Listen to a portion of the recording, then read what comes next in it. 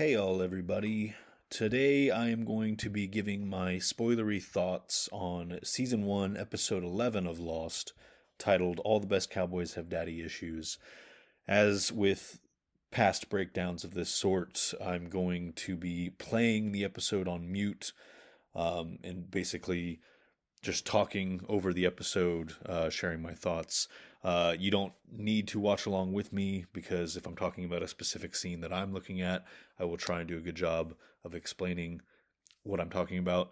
That said, if you would like to watch along with me, I am pressing play now on my Blu-ray, and the first image is now on the screen. They're recapping Charlie's Finger notes, letters, whatever. um, all right, so yeah, I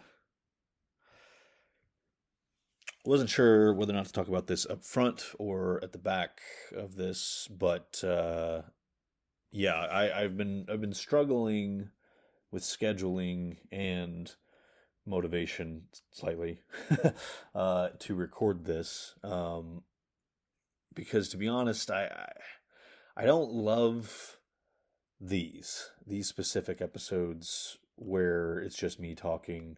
Um, Honestly, I don't. The thing I don't love about the group discussions is the audio quality. The one that I just released for this episode, all the best Cowboys have daddy issues. Um, we had more people than we've ever had before, and we tried to do a different setup, and unfortunately, the audio for the people that were on the far ends wasn't great. Um, so yeah, I'm struggling with scheduling to do all of these episodes, and it would be one thing if they were turning out amazing. um, but yeah, when it's hard to schedule it, and I don't feel like they're turning out super well, it's hard to find the motivation to force time into the schedule to do these. Um, so I haven't really reached a conclusion on what I'm gonna do, if what I'm gonna change, if anything. I just wanted to throw that out there, that I'm kind of maybe debating switching things up, whether that means, I mean, because we're not going to stop the group screenings, and I'm going to keep recording those discussions, just because we're doing them. Um, and it just makes sense to keep releasing those alongside the main podcast episodes. But then, yeah, I was debating whether or not I should start doing these commentaries like in between our seasons. Of course, then I question if I'd actually end up doing them. Uh, so yeah, honestly, the thing that would be really nice, the thing that I like the idea of the most, as far as the spoilery episodes like these, um, would be if I could find a person or people to talk to about the show. Like the main podcast episode, I have my co-host, my uncle, and because he's only seen it once, and it was when it was on the air 20 years ago. It's almost like having a co-host who's a first-time viewer, and obviously that's exactly what the group discussions are like. Um, but I feel like the most rewarding conversations. What I mean is, those other two types of podcast episodes, there's rewarding conversations because it's multiple people. Um, I like having this to share my own specific insights in the context of full spoilers, but because it's just me, and it's a lot of like me trying to figure out what to talk about when, and losing my train of thought, and there's just not necessarily a natural flow to it. Um, I've been thinking that it would be really nice to have at least one um, co-host of sorts for these spoilery podcast episodes. Somebody else who is well versed in the show like I am. Um, and I kind of thought, okay, well, maybe I could do something where like for one week I could have like a Patreon supporter on as my co-host, and we could do it virtually. Um, I don't know how many of you would be interested or open to doing that. That's the thing. Only one of you have I heard your actual voice before, and that's Ben. Um, I don't know what his schedule's like. I don't know what your schedule like has been. Um, but maybe that's something that could happen at some point. I don't know if anybody else would be interested or have the time. Um, yeah, it occurred to me other YouTubers who obviously have demonstrated their interest in Lost and have demonstrated they have a good audio setup and can talk well, unlike me. Um, my my dream co-host, as far as the YouTuber thing goes, I think. I mean, it's a YouTube channel that I've talked about before called Lost Thoughts. He made a handful of videos, and then he's kind of he didn't want to oversaturate his channel, which I respect. Um, but I always loved his videos, the ones that he made, and like there are a lot of things that we see eye to eye on, but there are other things that that we have slightly different interpretations on. Um, and we don't necessarily see eye to eye, but I respect the hell out of how he makes the case for what he's saying. So he would be like my dream co-host, and I don't know if I should be saying that here, but unfortunately, he has no contact information on his YouTube page. So yeah, I don't know how to get a hold of him and even ask that question. Show cost is another one because in the past he's supplied a lot of feedback, and he's another person that has very different interpretations of things. But I know right now he's busy releasing his final season of his own YouTube series. Um, yeah. Anyway, I'm going off. I'm going into way too much detail about this, I guess. My point is, I'm playing around with the notion of like having a rotating set of like co-hosts. Like each episode, I could have somebody else that is well versed in the show join me and talk about the episode that I'm talking about that week. The other big issue, though, with that, and my big concern with it is I have not had a good track record with virtual interactions, Zoom meeting type things. And one of our very early group discussion podcast episodes, I did a few interviews with members of that group. I did those virtually because they weren't able to attend the screening. And there were some technical issues, and one of the interviews was lost entirely for a minute, and then eventually we were able to retrieve the audio, but not the video. And so then I had to re-upload that with the audio added. And yeah, I don't know. I would hate to go through the work of setting that up and recording it, and then it turns out that it's not usable in some way. And then yeah, just the difficulty of scheduling it, especially if it's not the same person every week, if it's different people. I don't know. If you guys have any thoughts on any of this or suggestions or I mean, if you just greatly prefer that I keep doing this, by all means, let me know. But yeah, I just think, in hindsight, I think that yeah, I should have had a co-host for like the non-spoilery podcast episodes, and then I should have had a co-host for the spoilery versions. Because yeah, again, I'm not exactly proud of the way these turn out when it's just me umming and ahhing most of the length of it. All right. So yeah, I'm gonna move on to stuff relevant to this actual episode now, I guess. Let me look at my notes. See.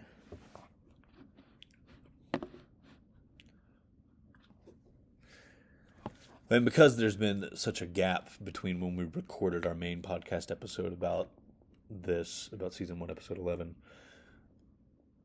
and now when I'm recording this, hopefully I won't be repeating myself too much because I don't have a super clear memory on how deep I got into some of these topics. Let's focus on the spoilery stuff. We know Ethan disappeared at the end of the 10th episode of the last episode, to, as far as Charlie assumed, to get Jack, and then it takes him forever to come back. Charlie's wondering why Ethan's not back with Jack already. And then when Claire and Charlie are heading back to the caves, Ethan suddenly appears, and I think I talked last time about how I believe that he was off letting other people, others know that Claire was apparently going into labor and that they needed to get her now in order to, potentially save the baby. And I don't know how much of a priority it was, but potentially save her as well. I think what I said the last time that I wanted to go back and correct was that one of the people he could have contacted that could have been part of this abduction was Tom. And then it occurred to me later that no, Tom could not have been in on it, because in next season, when we get Claire's flashbacks to her time when she was missing, we see Tom come to Ethan and kind of chastise him for not completing some list that he was supposed to complete before extracting Claire. So that tells us that Tom was not part of the abduction team, if you will. But I think Pickett and Price are the other two big candidates that we see later on are parts. They typically take part in missions like this. So I think it's more than reasonable to assume that Ethan had help in abducting Claire and Charlie, because the odds of him being able to take them both himself are very slim, and it just doesn't make a lot of sense.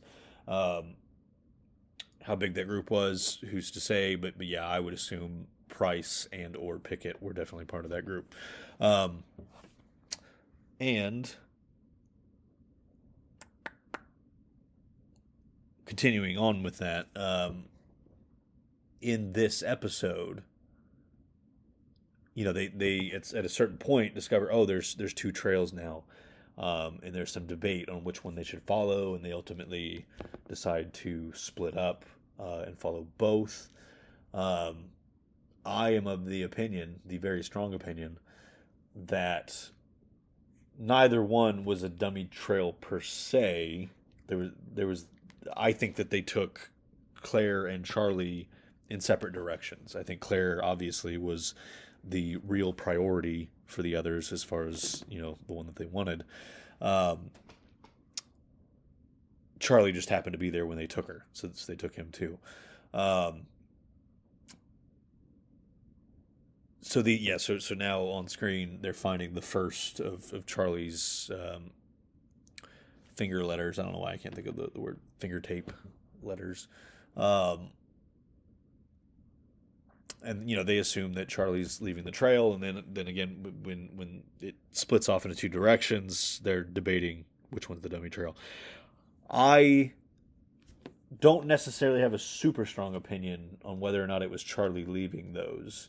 But I do think that, they took Charlie in one direction, which is the direction the letters lead, and the direction that Jack and Kate follow, while another group, which was, Ethan obviously wasn't with, the other group took Claire. And that's the trail that Locke and Boone follow, but then at some point lose, which I'll get back to that later in this episode. But yeah, the point is that it makes sense that they would split them off, and they would want them to follow the Charlie trail, which is why it would make sense for them to be the one leaving the letters. But it doesn't necessarily have to be. It could be that Charlie was leaving those without them knowing it, and Charlie maybe didn't realize that Claire wasn't there anymore. 'Cause that's the thing. I think if he knew that Claire wasn't with him, I don't think that he would continue trying to lead them toward him. I feel like he would hope that they followed Claire. Um, but yeah, anyways, yeah,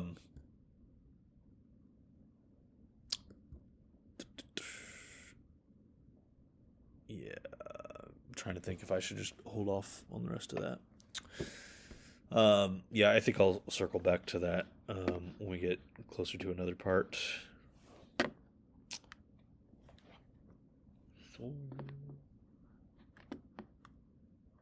That was something I meant to say in that at the beginning of that was that yeah when Locke first when Locke first comes upon when Locke and Jack first come upon Claire's bag, um,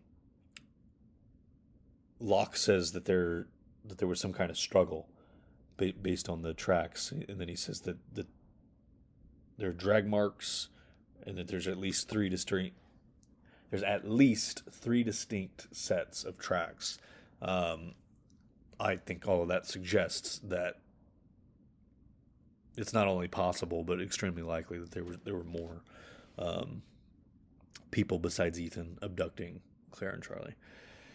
Because again, drag marks, that implies that Charlie and Claire, at least at the beginning of this, uh, were not walking; they were being dragged, and the idea of Ethan doing that and doing it at such a rate that the 815ers aren't catching up to him um, would be shocking.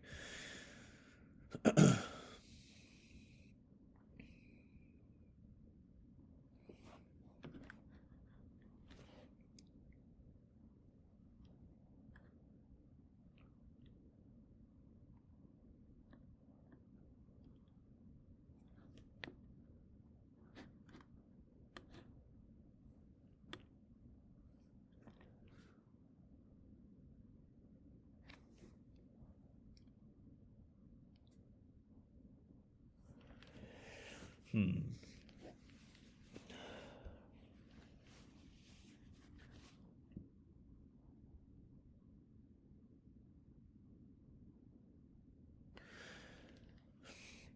I'm thinking I'm just gonna steamroll through my notes. I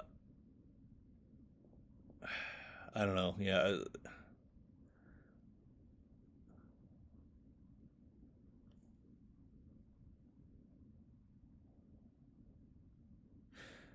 now I'm getting sucked into the scene on screen. It's where Kate's trying to tell Jack to slow down now that they've split up and split off from Locke and Boone,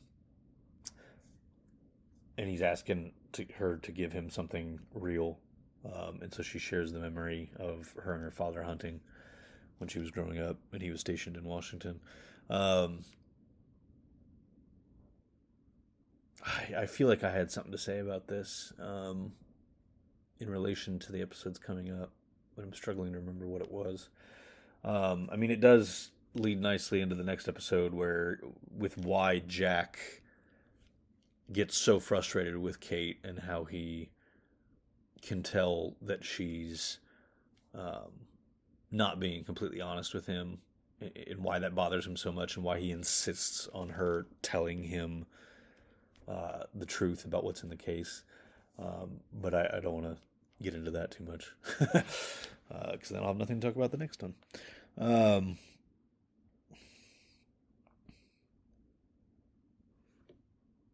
but I did also appreciate that, yeah, her story had to do with her father, and obviously this episode's all about Jack and his father.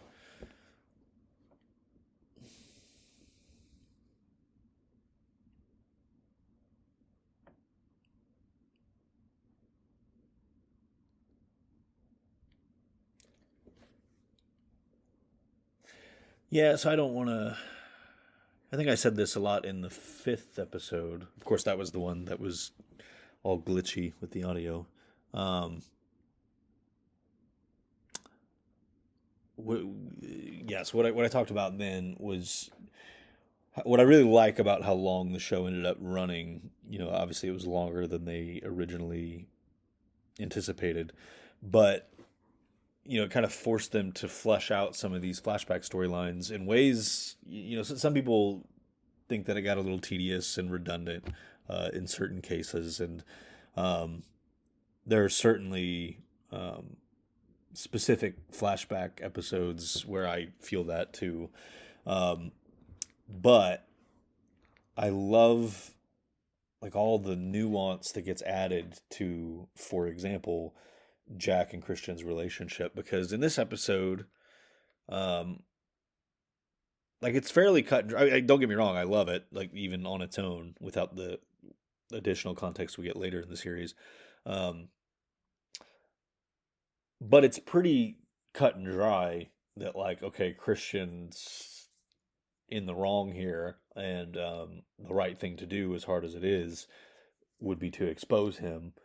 Um, and you can understand, or I can understand, why Jack struggles to do the right thing, like specifically because of the conversation that his father has with him here in this office. That's the scene that's on screen now. Christian's telling him all these things that he's always wanted to hear from his dad, that Jack's always wanted to hear from his dad. Um, and he so badly wants to believe that they're true. And Christian, makes a point, which who's to say how valid it is, that alcohol may not have had anything to do with why the thing in the operating room happened. Um, like that may have happened even if Christian was sober, is the point that he makes. And he also swears that it'll never happen again. All of these things Jack would like to believe and not have to do this terrible thing to his father.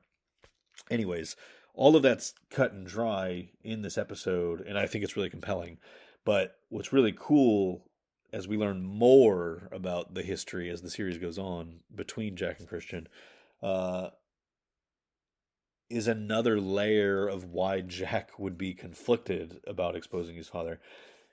Christian was sober for a while, and it was Jack attacking him because Jack was obsessed over his failed marriage and was blaming his dad um, wrongfully. That causes his dad to fall off the wagon, and that therefore leads to this episode's situation. So Jack does feel responsible on some level, and so to ruin his dad's career and as Christian says, his life, um, for something that Jack feels guilty or responsible for, I would argue rightfully so to some degree, like to some extent. Um, yeah, I just again, it adds an interesting additional piece of nuance to this episode when you go back and you rewatch it. Um, so yeah, just a big fan of that.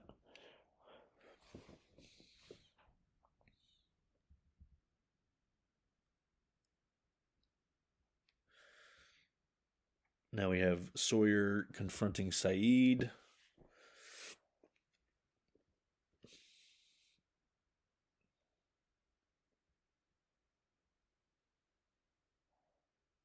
I don't know that I have anything to say about this.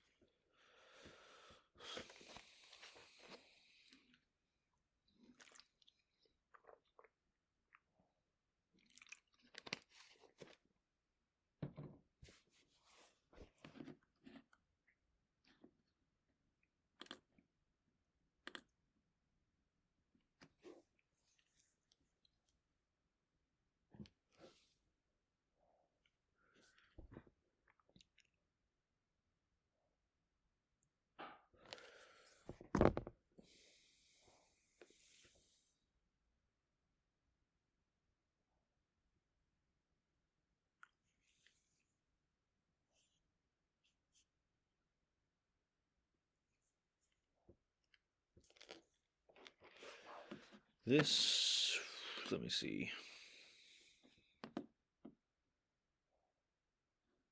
Yeah.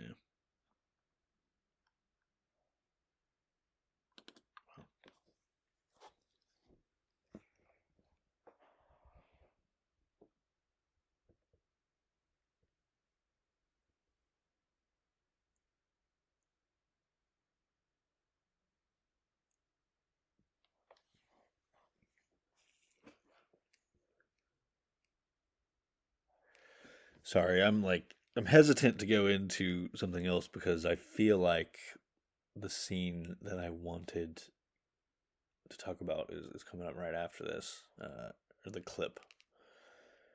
Um, but if I'm wrong, I might just go into it anyways.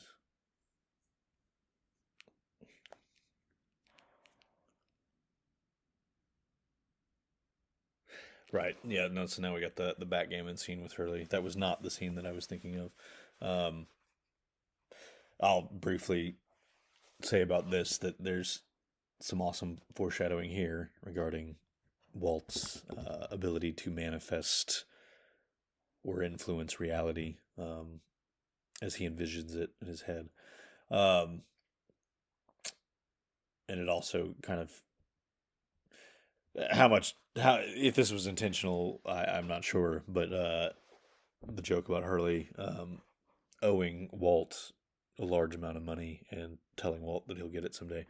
Um, it could be read as foreshadowing the reveal that Hurley is a millionaire. But okay, I'm just gonna go ahead into the next thing because, like, I know most of you probably aren't watching this along with me, anyways. Um, okay, so getting back to the idea that Locke and Boone, the trail that they were following, was actually the one with that had Claire that was taking Claire somewhere. Um, that has long been my interpretation, but Shokas, who I mentioned near the beginning. Oh, and look at that! Here we are. If you're watching this with me, if you look at where we're at on screen, where Locke and Boone are at, it's the same filming location that they later use for where the staff is at, the staff station is at, which we know is where they took Claire.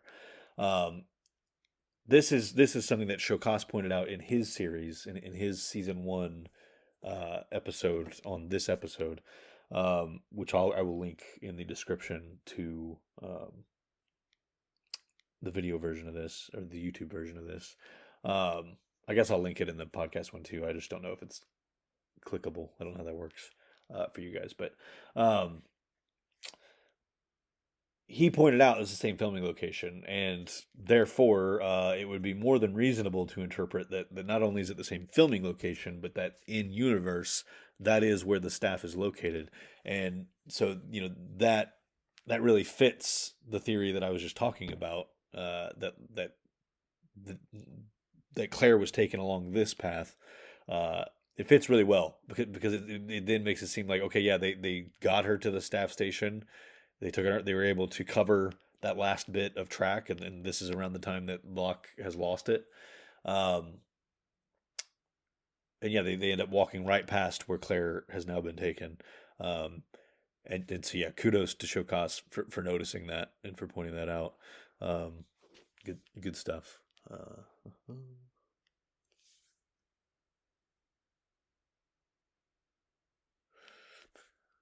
Okay, so yeah, now we're getting to it's raining. Jack and Kate just found the next Charlie letter, and Jack hears a scream, but then apparently Kate did not hear it. Um,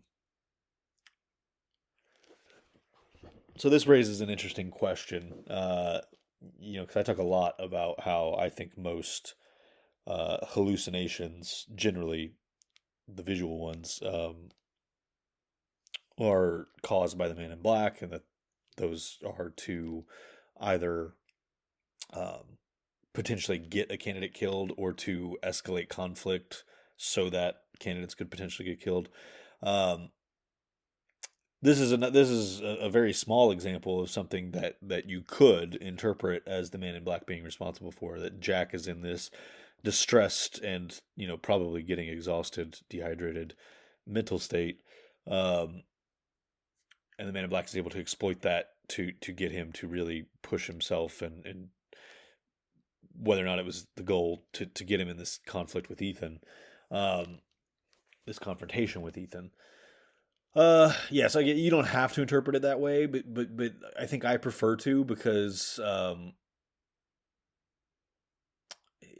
I don't know if pointless is the right word, but if Jack is just happens to mishear something that's just not there, like he happens to imagine it, and then we, the audience, also experience it alongside him, uh, it's a lot less meaningful if you don't read that as some kind of clue as to what's going on. And I like the idea that this is just another small example of the Man in Black trying to pull the strings and lead to candidate deaths. And um, yeah, I was gonna say, like, obviously this almost leads to Charlie's death. I don't know. I think that confrontation potentially would have happened anyways if Jack hadn't heard that scream. I don't know. It's hard to say because he ends up separated from Kate because of the reckless way he tries to climb up that hill or cliff or whatever. Um, so yeah, I mean, it's very open to interpretation, but I just like the idea that the Man in Black caused Jack to hear that scream. It led to the one-on-one confrontation with Ethan, in which Ethan threatened to kill Charlie if Jack didn't stop. Jack, of course, doesn't stop, and Charlie almost ends up dying. Um, Not trying to convince anybody of that, but just sharing that as a potential read. Um,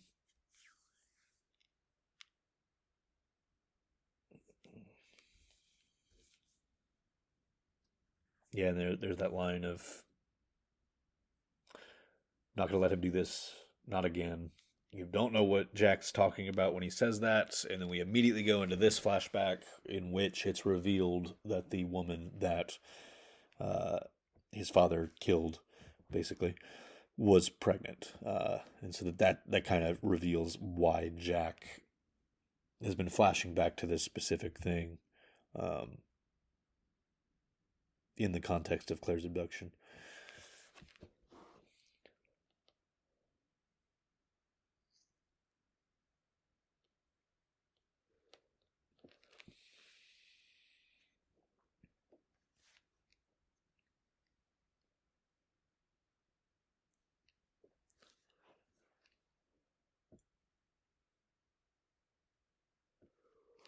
So yeah, while I'm waiting on it to get back to the present day, I will.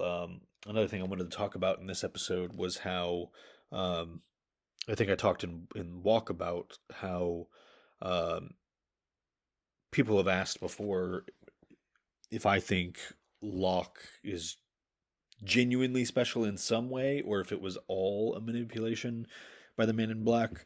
And I think what I said there was that Locke being healed instantaneously when the plane crashes, I think implies that there is some unique connection to the island's energy, some unique communion that he has with it. Um, yeah, I talked about how Rose was also, um, you know, according to her and what she feels was true, she feels that she was instantly healed or pretty much immediately healed. Um, so it may not be as rare of a connection as the others believe it is that Locke has, but it does still seem to be distinct and prominent. Um, and I do think that there are other um, things that suggest that, such as in this episode, Locke just sensing when the rain is gonna start, and then later near the end of this episode, Boone's questioning why they're still going, and Locke says at some point Locke says something about following his gut. Yeah, Boone says, "Are you following the trail?" This part probably already happened. Um, Boone asks if he's still following the trail. Like, what is he following if not the trail? And Locke says he's following his gut. Then at the end, Boone's like, "Why are we still going? Like, there's no way you're following this trail." And Locke says, "Don't you feel it?" And he's like, "Feel what?" Uh, all of this suggests that yeah, Locke does have some amount of parapsychological uh, communion with the island. Um, sensitivity, whatever you want to call it. Um, but yeah, the idea that he was meant to be the leader and that the island chose him and that the island wants sacrifices from him, all of that stuff is manipulation from the Man in Black, according to my interpretation, which I think most people would agree with most of what I just said there, uh, if not all of it. But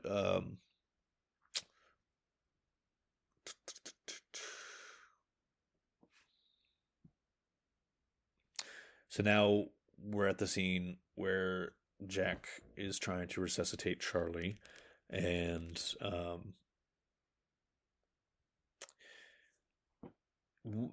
don't know. I don't know if this is worth mentioning, but I just J.J. Abrams left Lost around this time, around the time this episode was made, to go make Mission Impossible 3. And if you've seen Mission Impossible 3, you'll know that a scene that is almost identical to this one um, happens in that movie. And I've always found that very strange. Like, why would you take something from the show you made and put it directly into this movie that you're then making? I don't know. Um, Always struck me as odd and weird. um, but anyways, but let's talk about, because it came up a bit with my uncle, and I don't remember how much of it I kept in the actual podcast episode, but um,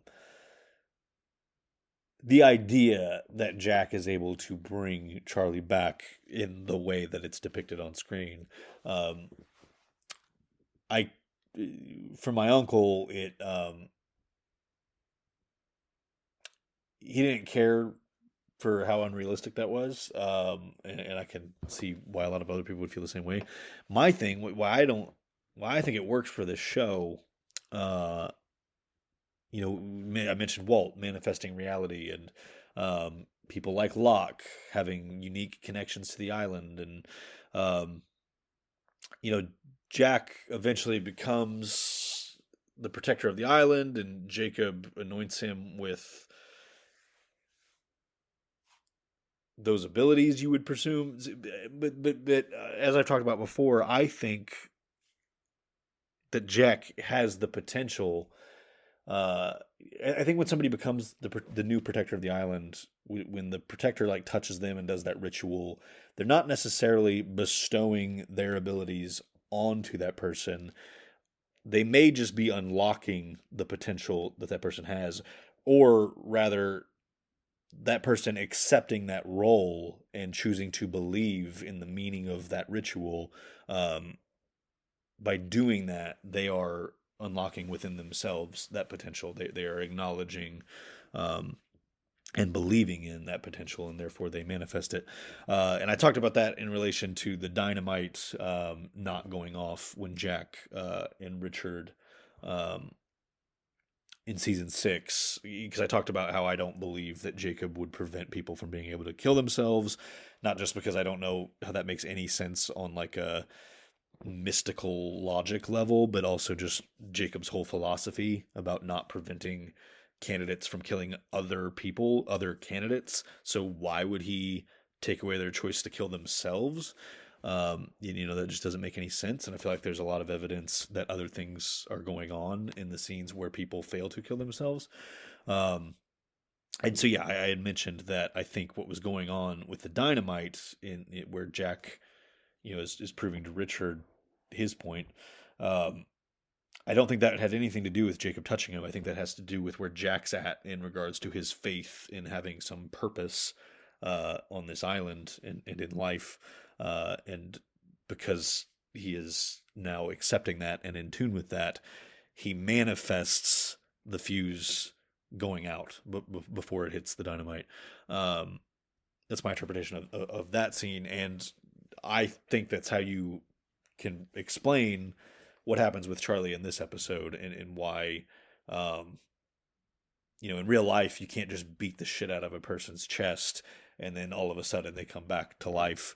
Um, but in the context of Lost and this idea of manifesting reality and willing something into being true, uh, you know, I think that that makes sense. And then combine that with the healing properties of the island, um, and add that into to why Charlie's able to recover.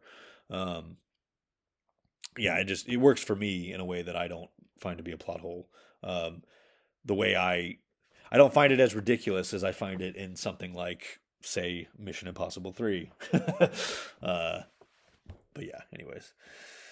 So yeah, now we have Shannon worried about Boone, and Kate says the ominous foreshadowing line that if there's anyone on this island your brother's safe with, it's Locke. Which, yeah, we know how that turns out.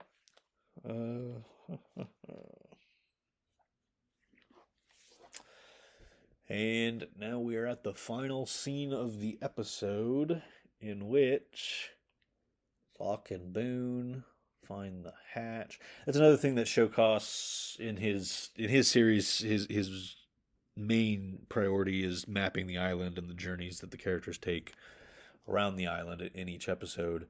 And he kind of shows how he thinks that because Locke, once he loses the trail, starts kind of following his gut, that they kind of meander and loop back around a bit. Because yes, I think some people wonder why. Okay, if it took them this long, if it took them like a full day to get out here and find this hatch, then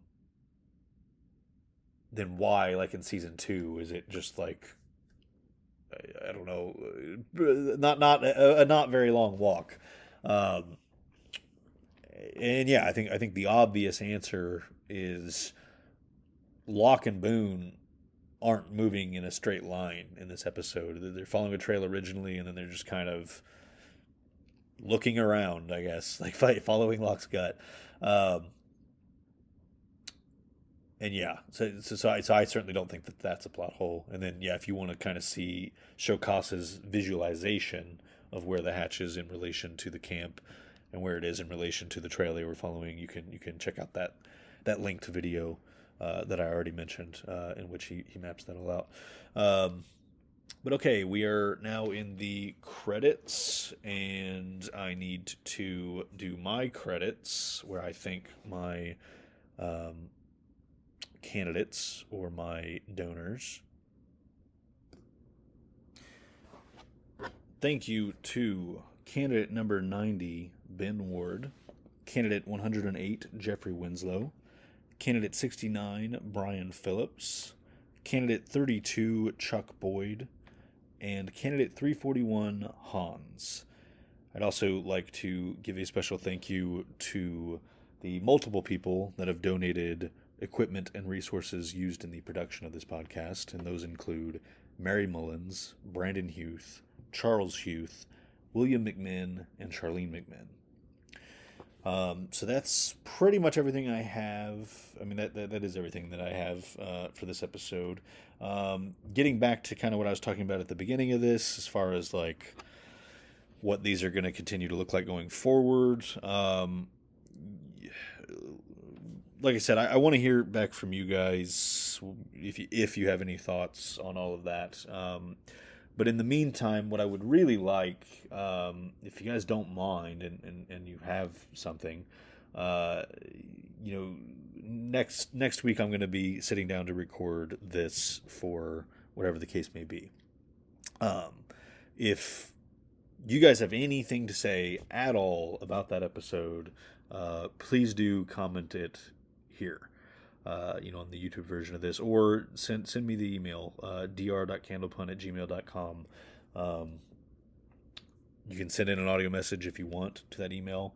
Obviously, these spoilery episodes I don't really do video on, so I mean you can send a video message, but it'll just end up being the audio that's played. And yeah, just that would help a bit, I think, because these last few episodes, at least there's been some broader mythology established in these last few Lost episodes that I was able to talk about, more spoilery stuff. But these next couple kind of go back to, I don't know that there's a lot to say about them in the context of the big picture. I guess Hearts and Minds there's a bit, because that one has to do with Boone's hallucination. Although, yeah, I feel like I could sum up my spoilery thoughts on that pretty succinctly. But anyways, yeah. I would love to hear from you guys, your thoughts on upcoming episodes. And yeah, that would maybe help me regain some motivation in doing these. I think I made a mistake. Well, I mean, I stand by doing it, but I think it's hurt the channel pretty badly. Changing the name of the YouTube channel. Ever since I did that, the so in the almost 5 years since starting the channel, even in the lengthy periods where I wasn't putting out videos, the subscriber count was always going up, even if it was only like 1 or 2 subscribers a week. It was still gradually ticking upwards, and then I changed the name of the YouTube channel this last time to Dr. Candlepun's Lost Channel, and since that happened, the subscriber count has stagnated. It's never been stuck at a level at a number the way that it is now. And yeah, the only 2 things that happened was I started putting out these podcast episodes, and I reckon, especially if people are listening to the audio only versions, I suppose that could affect the YouTube algorithm. If they're seeing that I'm putting out more content, but it's getting less views, I suppose that could be contributing to why the channel has stopped growing. But yeah, so maybe it's a combination of that and just changing the name of the channel. But yeah, like I said, I stand by my reasons for doing it. It just sucks that the algorithm is so finicky. I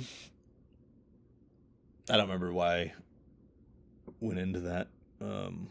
Talking about motivation and whatnot, like that's another part of it. Is I feel like since starting the podcast, which has arguably been more work, or it's at least been more consistent work, that the progress of the channel has actually plateaued. So yeah. Anyways, hope to hear from you guys. I'll stop talking now. Hope you come back next week for the next one. Until then, as always, namaste and good luck.